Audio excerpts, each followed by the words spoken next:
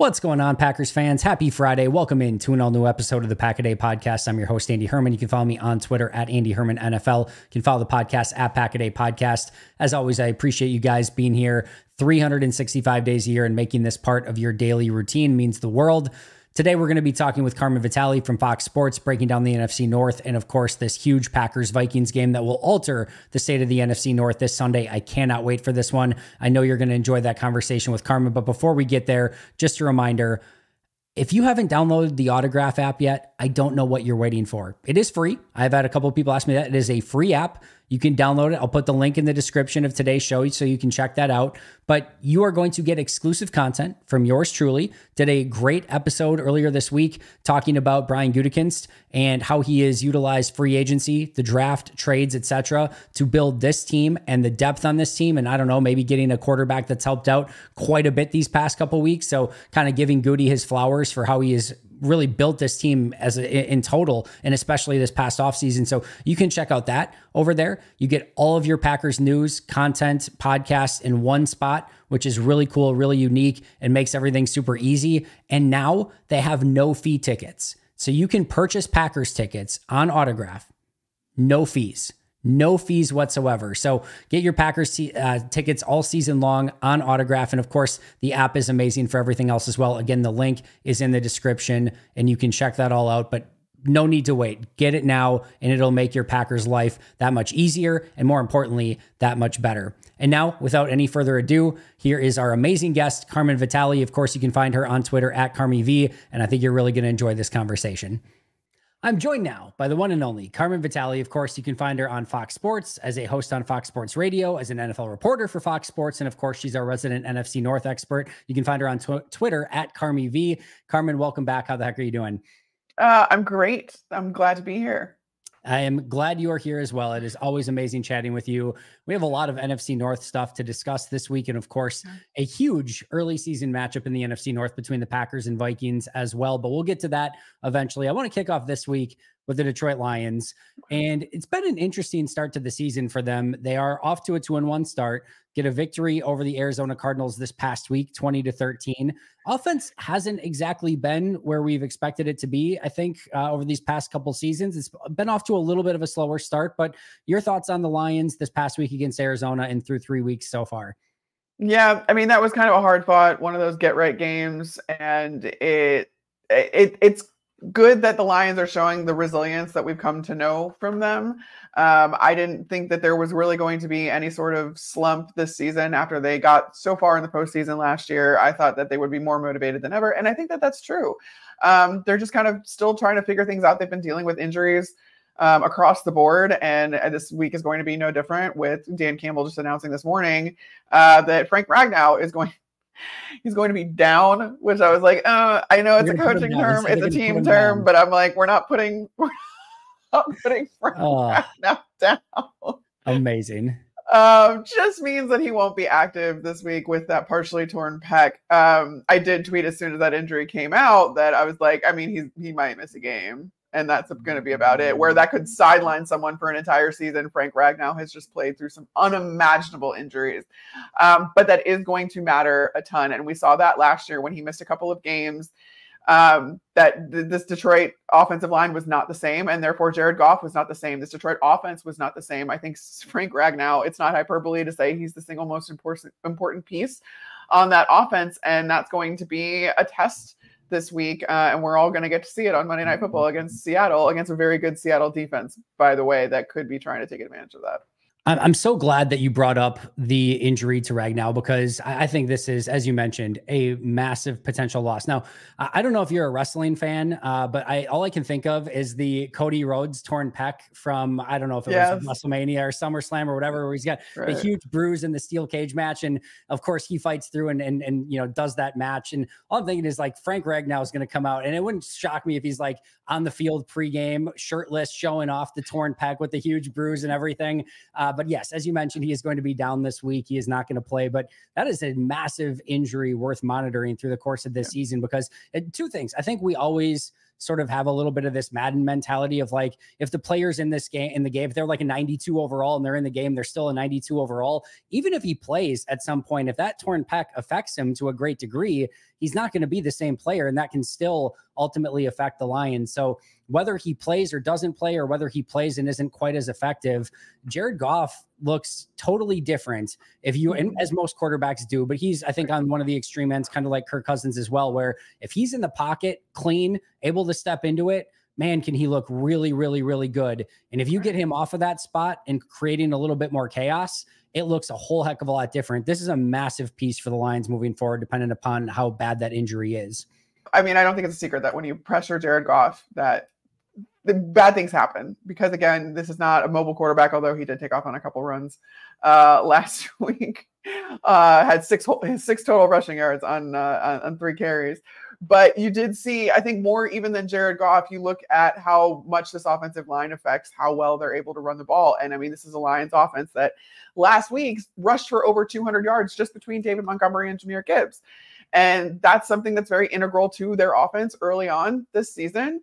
And that's the way to kind of beat, especially like some of these really good defensive teams. When you look at how good Seattle is against the pass, you want to be able to take advantage of the ground game and kind of make this offense as multidimensional as possible. And I don't know how feasible that is when your best offensive lineman is down. Yeah, big time. It's going to be a massive impact on the center of that line. There's no two ways about it. I think they got Amon-Ra St. Brown going this past week a little bit. I think that's going to continue moving forward. He's just an absolute stud. It's so hard to stop him. He gets his 6, 7, 8, 9 catches seemingly every single week. And then it does seem, though, like they've got to get Laporta going in some capacity. It's been like a slow start for seemingly almost every tight end throughout the course of the league, which been a weird year for tight ends so far, but he can be such a weapon. It does feel like this week against Seattle, they've got to get him a little bit more involved and just whether it's run after the catch opportunities or some up the seam, he's too talented of a weapon to be this quiet so far in the season. Yeah, absolutely. And I do think that, he sustained a little bit of an injury in this last game, and you're going to see how much that's going to affect him. But he's also one of those guys that's super tough. Something about those Lions, man, they're gritty, shall we say? That's their team slogan or anything. When the alternative is that they're going to put you down, there's only right. I know you're going to be tough. That's a great point. It's either play or die, basically. Yes, it's going to make you, it's going to harden a player or two here or there. Those who don't know, as we were mentioning earlier, the injury report came out, said they're going to put Frank Ragnow down after his injury. That's what Dan Campbell got to the podium and said, which is a very, like I said, a very football term. They talk about guys that are up and guys that are down. It's just not something that usually makes it to the podium, but Dan Campbell is a football guy through and through. Yeah, and of course, Twitter had a field day with it. And then let's but while we wrap up on the Lions here, this is a really intriguing and fun matchup with Seattle, who has, I think, been really impressive with their new head coach, and they're 3-0 so far. DK Metcalf is seemingly catching a 60-yard touchdown every single week. This I can't wait to watch this one. Like, this is one of these premier Monday Night Football matchups we don't always get. Like, Thursday night is Giants, Cowboys, meh. But this is a really, really fun one. Yeah, and it's going to, I think, come down to a lot of this is going to come down to Aiden Hutchinson, how much he can affect this Seattle offense, because of the fact that if you talk about weaknesses on this team, and it's still the pass defense. They have not really had an answer, despite the fact that they bolstered their pass defense with a bunch of different corners between the draft and Carlton Davis in free agent or as a trade. We haven't seen it really be effective here. And so in order to kind of protect against that, I think you need Aiden Hutchinson to wreak some havoc on Geno Smith, prevent the ball from even getting out, because at this point, DK Metcalf versus single coverage is like a cheat code. I mean, this man has, I have the stats right in front of me. It's 155 receiving yards versus single coverage, which ranks the 4th best in the league. So that is something that you need to be wary of. And I think the best defense against that, when you do have so many question marks in your secondary, is just to prevent DK Metcalf from getting the ball in the first place. And on the other side, and I know both these guys are a little bit banged up right now, so I'm going to be kind of keeping an eye on the injury report as well. But Byron Murphy, their first round pick, and Leonard Williams, we just talked about it. Frank Ragnow is not going to be playing in this one. And Jared Goff goes from superhero to something completely different again when pressured, especially on the interior. To me, if Seattle can win on the interior in this game, they have a real avenue for success, and I think can beat the Lions in this one. I cannot wait for this matchup. I think you got two very hard-nosed, tough teams that are going to do everything in their power to sort of out-tough the other guy. And those are the fun matchups. And this could be a black and blue, just like Jim Ross slobber knocker, if you will. Like, this is going to be a hard-nosed game that I think the physicality is going to set the tone here. For sure. For sure. Let's go to the Chicago Bears. We talked a lot about them last week. They have another tough loss to the Indianapolis Colts. They have 5 touchdowns on the year. Only 3 of them are on offense. They're 3 weeks into the season, of course. 2 of those came in the fourth quarter of last week. Now there's glass half full, glass half empty. If you're looking at it, all right, were those 2 like sort of garbage time touchdowns after the Colts already had the lead? Or was this a sign, an indicator of maybe this Bears offense is finding themselves a little bit? I know you wrote an article and talked a bit about, maybe Caleb Williams and Rome Odunze are starting to find their footing a little bit. Where are you at with that pairing in this Bears offense? Yeah, I mean, I think that's coming along. That's a bright spot so far in an offense where there aren't many currently. I don't think, again, we talked about this last week. I don't know that anybody expected it to look this bad, but when I was trying, to talk about this Bears offense in the offseason, I was trying to temper expectations because I didn't think it was going to look that good to start out with. There's too much new. And I think the biggest concern for me right now is the Bears offensive line, which was supposed to be the most experienced part of the offense, was supposed to have the most continuity, really not holding up their end of the bargain. And in the beginning, it just kind of looked like there were a lot of miscommunications and they just didn't have the scheme really down and all that kind of stuff. And now you see them kind of, you saw it against Indianapolis where they're starting to kind of pick up those stunts a little bit better than they were earlier in the season, but then guys are still getting beat. Most specifically, I'm really concerned with Braxton Jones because he is just getting walked back into Caleb Williams on a consistent basis where he is one-on-one with a defender and they are beating him outright. And this last game against the Colts, it was a rookie. And I know that Lea Tulatu is one of the guys that, we all looked forward to seeing kind of come into his own. And we knew that he was one of the best pass rushers in this draft. But to see that, just work so instantaneously and to see Braxton Jones not really match up against a guy in his first season in the league, it doesn't inspire a lot of confidence. And it's not giving Caleb Williams the right amount of time to throw the ball. The timing is off between just like the protection in general, the routes that he's trying to run, all that kind of stuff. So to see the relationship between Caleb Williams and Rome Odunze blossom anyway, I think is a really good sign. Yeah. And I know that, throwing 2 interceptions before those 2 touchdowns came kind of leaves a sour taste in everybody's mouth about Caleb Williams' overall performance. But I really don't count those last 2 touchdowns as garbage time. Just because they were down does not mean they were out. That's what garbage time is. Garbage time is when you have no hope of winning the game anymore and you're behind 3 scores at that point. That was not the case with the Chicago Bears. They had a chance all the way up until the end. Clearly didn't convert. But I think it's not only the relationship with Rome Odunze, but you also saw Cole Kmet catch 6 of 7 targets gone his way, or was it 10 of 11? He only missed 1. And that was something that it was 10 of 11. See, that's right. Caleb Williams threw 52 times in this game. That was crazy. Which is absolutely insane for a rookie to ask your rookie to do that. So again, I'm encouraged by some things that I'm seeing from Caleb, despite the fact that things are not clicking around him, because that just means that as they start to click a little bit more, and hopefully they will, things will look a whole lot better, a lot quicker than I think that people are anticipating. And yeah, I'm trying to just give him time. It's only been 3 games. It's hard. It's almost impossible to evaluate Caleb in any real sort of way right now, because you'd like to just evaluate him in a vacuum and just what he's doing, but everything else that's going on around him is affecting it in a very significant way. The offensive line has been brutal so far, and part of that's injuries, but part of this is, and now what, Darnell Wright is a little bit banged up this week. Yes. And there's a lot of hilarious clips that are going around. Shelton got absolutely obliterated on one play. There's of course the speed option where 4 Bears linemen are just laying all on the ground. It was not pretty.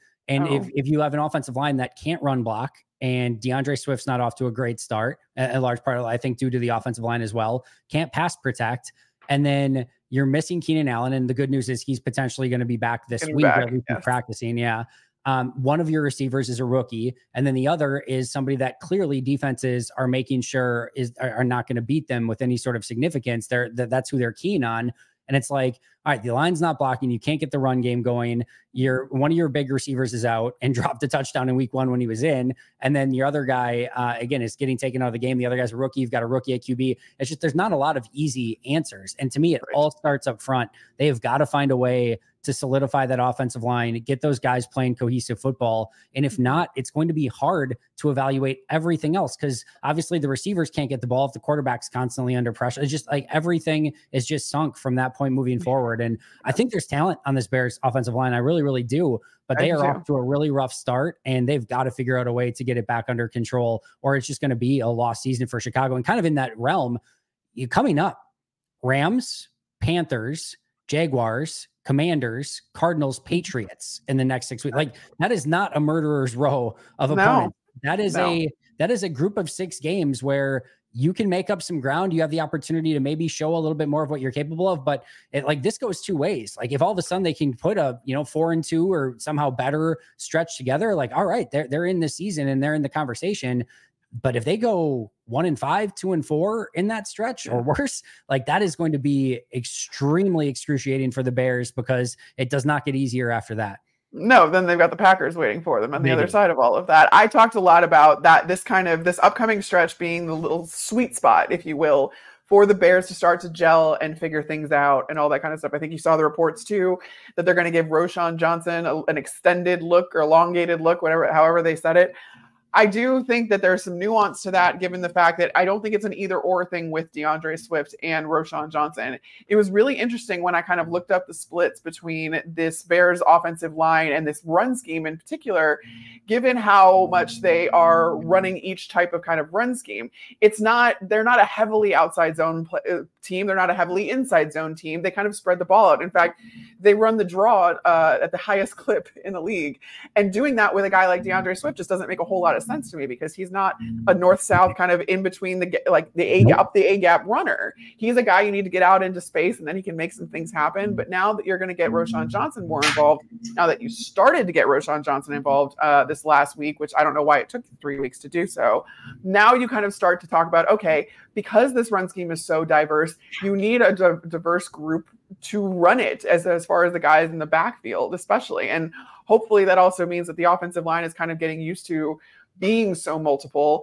But if you're curious as to the splits, I mean, they are running outside zone 28% of the time, 20% of the time inside zone, and then again, a 10% running back draw rate, which I think is the really interesting kind of part. And I guess that includes QB draws too. But those were all courtesy of PFF too, all those stats. And I thought that was really, really interesting to see that they don't really have one way or the other that they primarily lean, and what problems that can present for the offensive line. But once they get the hang of it, you also need backs to be able to account for that. And I think that if you can split the work between Roschon Johnson in particular and DeAndre Swift, then you can kind of start to get a cohesive run game going that Caleb Williams can actually lean on, kind of round this offense out so that Caleb Williams isn't throwing for 50 times again against this Los Angeles Rams defense, which has a really good defensive front, young defensive front, but a good one. I will say, if you can't run against the Colts, there's not many teams you're going to face that are giving you better looks than what the Colts, as we saw, they take advantage of it. But again, they have to get something going in that direction. I do think Roschon Johnson can be a piece of that equation. And it just doesn't feel like the Bears have quite maybe the feel for where some of their personnel is, as they maybe thought going into the season. And I don't mean to beat a dead horse here, but man, some of the resources that they spent, did they need Gerald Everett when they had Cole Kmet? Did they need DeAndre Swift when you had, Khalil Herbert and Roschon Johnson? Like, a lot of that money invested in the offensive line maybe would have gone a whole heck of a lot further. They went the other direction. It is not paying off so far, and it's really tough to evaluate anything other than this Bears defense, who continues to play some pretty darn good football despite not having an offense to support them. Yes. And they did draft maybe a generational punter. We'll see if they got the generational quarterback, but they may have got a generational punter. So yeah, they were going to need him, man. Torrey Taylor he almost got hurt too. He got running into the kicker in this last game, and I was just like, no. The one thing, no. Yeah, not the punter, not the punter. You're not the punter. Anybody but the punter. Let's talk about the Vikings real quick, and then the Packers, and we'll transition into this game. Of course, Packers Vikings dominated the Houston Texans, and I mean dominated the Houston Texans. This Brian Flores defense is as advertised. 30 points allowed on the season through 3 games, and 2 of those teams are the San Francisco 49ers and the Houston Texans, 2 teams that are able to usually put up some points on offense. This has been an astounding effort from this Vikings defense so far. You were all over it last year when we talked a ton about Flores' defense early in the year. You were all over it saying, hey, they're going to need a little bit of time to gel, but once they gel, look out. Then they gelled, and that middle of the season was amazing. And then the Vikings season, because of the quarterback play, kind of went into the tank, and they didn't have anything left towards the end of the year. Some teams maybe took advantage of their defense a little bit more, but coming out of the gates this year, especially with the additions again of Grenard and Van Ginkel and Dallas Turner, etc., Stephon Gilmore, Blake Cashman, we can go on. They are firing on all cylinders, and it is a fun defense to watch. It's so fun. And I think we talk a lot about, like, last year, they obviously blitzed at the highest clip of any team in the league. And they weren't necessarily, though, they were kind of middle of the road in pressures. And so you didn't kind of see the pressures and the sacks come out of all of that blitzing. Now, Brian Flores is blitzing about half the rate he was last year. And yet they lead the league in so many different defensive metrics at this point when it comes to pass rush stats, that it's finally kind of coming, into its own. And it took a little while. Again, it goes through these players. It puts a lot of autonomy on these players to know what they're seeing on the field and be able to adjust. Also, I think Brian Flores is just kind of stretching the boundaries with which we think of different player roles. Yeah. You have showing a cover 0 look with everybody up on the line of scrimmage, and then somehow you drop these guys all the way back and they're covering deep halves 3 seconds later. And for a guy like Harrison Smith, who is basically my age, I mean, I don't know how he's doing it. This is absolutely incredible to just see, like, the fountain of youth in these players. But it does require a lot of anticipation, communication, all of that kind of stuff, because Brian Flores changes things up so incredibly much, presents so many different looks. And it's really, really hard on opposing quarterbacks to diagnose what they're seeing on the field, because it changes so drastically from the pre-snap look they give you to what they actually run. That is why I think I would take this defense over just about anybody right now. I know Pittsburgh's defense is incredible and they're just locked down, but they absolutely kind of rely on their guys beating your guys. Yep. It's worked for them because their guys can beat your guys. But Brian Flores is doing something that is just, it's almost poetic in the way that you get to watch it and morph into all these different things. And I think what's also going kind of under the radar is that this Vikings defense is really good against the run too. Yep. They have 4 rushes allowing 10 or more yards, which is the second fewest behind just the Ravens. And they're only allowed 214 rushing yards. That's the second fewest in the league. Only 1 rushing touchdown has been allowed. So that's something that, especially when you talk about moving towards this week, that is going to be kind of, I think, one of the biggest things to watch here is just how good this Vikings rush defense is against what the Packers are inevitably going to try to do, I feel like, even if Jordan Love is out there.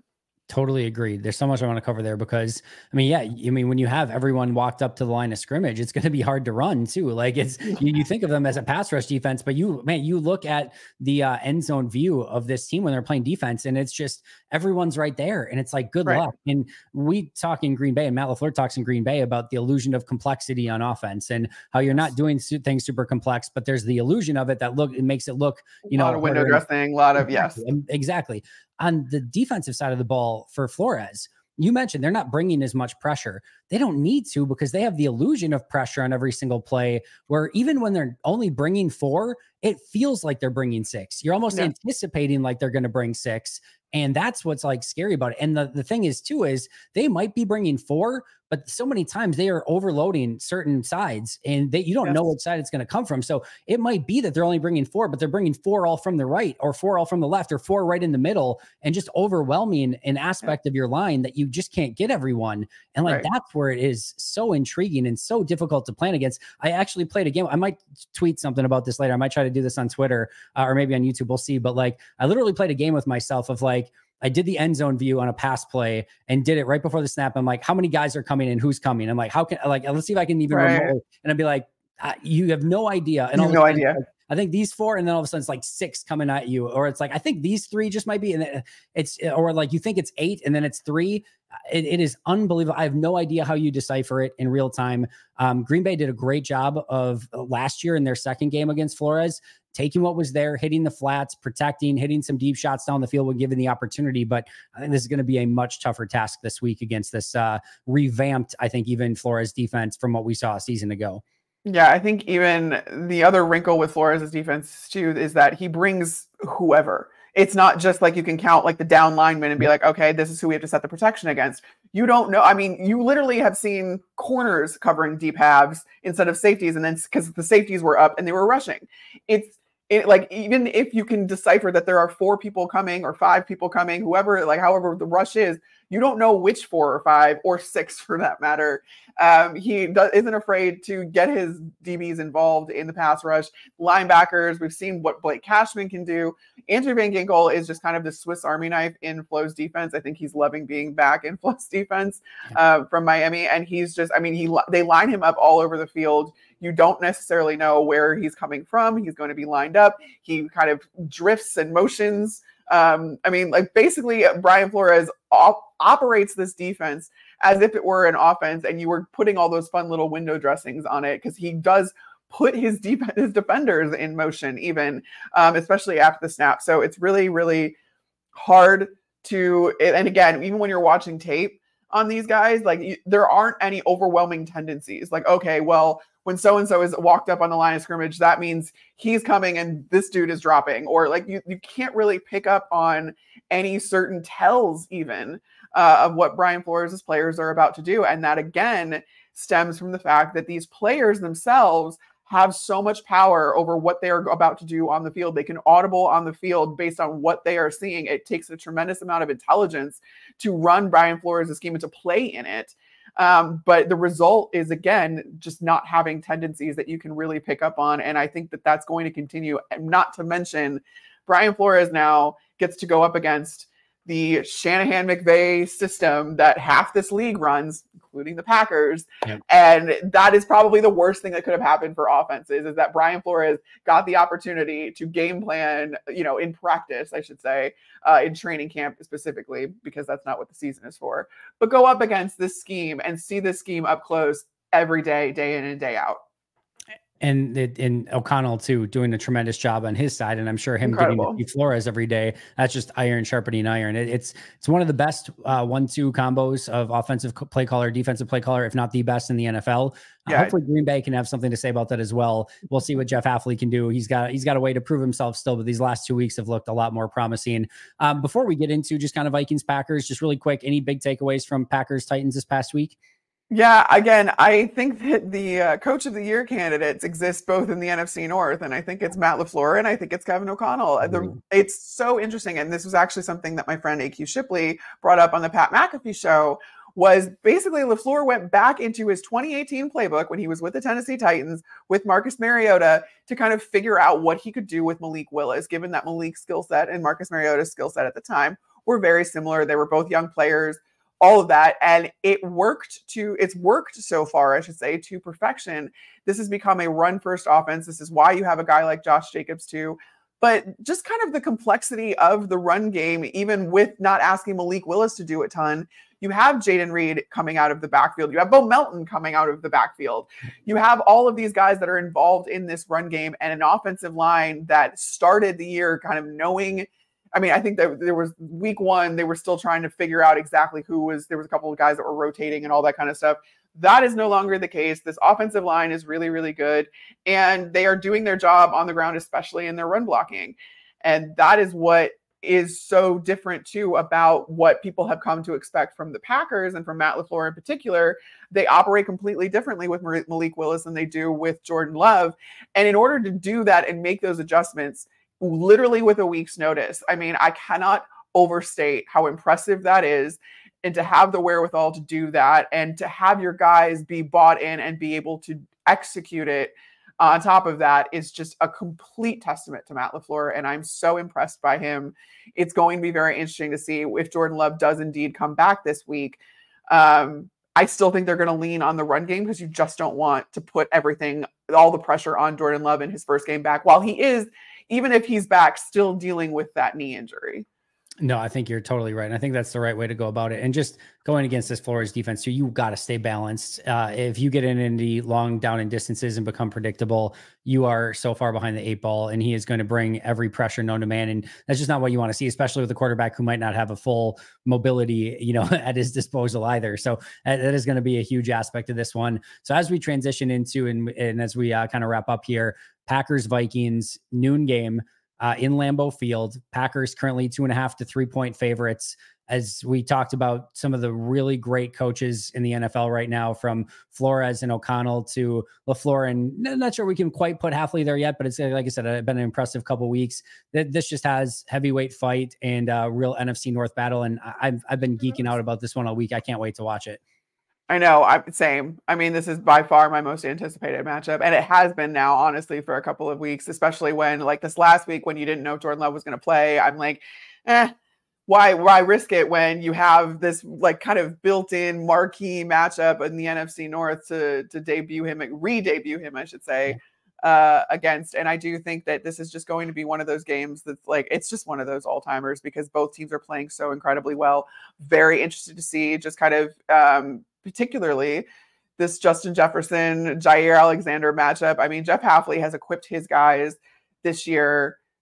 It couldn't have been more seamless. You have your matched your interception totals from last season. The Packers have already through 3 games. It's absolutely wild at the rate that these guys are taking the ball away. And Jair Alexander already has 2 interceptions, which bodes well for this matchup against Justin Jefferson, because this has been so back and forth between the two of them. I mean, sometimes I feel like more times than not, though, Justin Jefferson has got the better of Jair. But at this point, Jair is playing at a level that we haven't seen in the last couple of years, quite honestly. And it's just going to be, both guys are, Justin Jefferson's a relatively healthy as he ever is, I suppose. And say with Jair Alexander. So I cannot wait to see how that all kind of materializes, in particular, outside of just kind of the Brian Flores defense and what you're going to do against it, yada, yada, yada. I think the singular matchup I'm looking forward to most is JJ and Jair. Yeah, I think so too. I think Ja is going to be completely geeked out for this one, and he's going to have his A game going. He understands and he knows this is a marquee matchup for him. And I guarantee too, I know Jeff Halfley is going to want to mix and match and do some different things against Jefferson. You have to throw different looks at this offense. But I guarantee you, Jair is going to be talking to Halfley saying, I want this matchup, put me over him. I want to be guarding him as much as possible. And that just makes for some must-watch TV. And of course, you've got Aaron Jones in the Minnesota backfield. Again, these marquee coaches going against one another.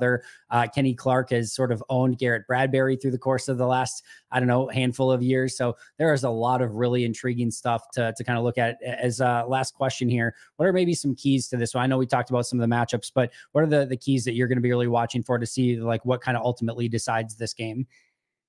Yeah, I think, again, a lot of it is going to hinge on Josh Jacobs' shoulders in particular.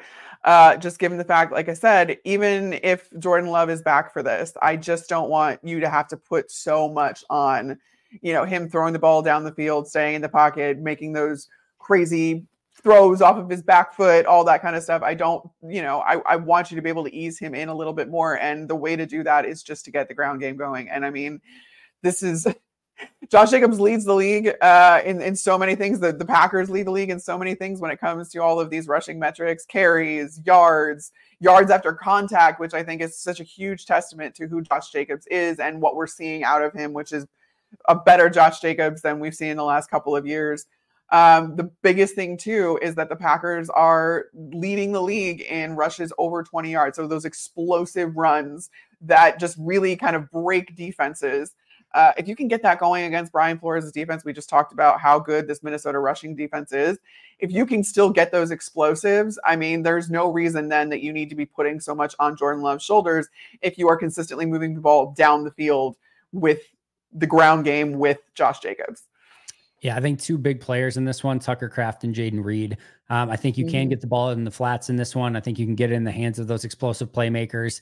And then, sometimes when Minnesota is bringing these heavy blitzes, if you don't make that first tackle, the opportunity is there to get some really good, big yards after the catch. And I think those are two players in Reed and Kraft that have the ability to either make that first person miss, or in Kraft's case, run through a tackle and maybe pick up some of those extra yards. So Tucker Kraft, Jaden Reed, two big ones that I will be watching in this game as well. Carmen, phenomenal stuff as always. Tell us where we can find all of your amazing work. Yeah, just go ahead and follow me on Twitter/X, Carmen V, and Instagram as well. Same thing. Yeah, make sure to give her a follow. She's absolutely awesome. You're not going to want to miss anything that she's putting out there. Again, you can find her on Twitter at Carmen V. You can find the podcast at PackADay Podcast. And of course, you can find me at Andy Herman NFL. That's going to do it for Carmen and I today. But until next time, and as always, go Pack Go.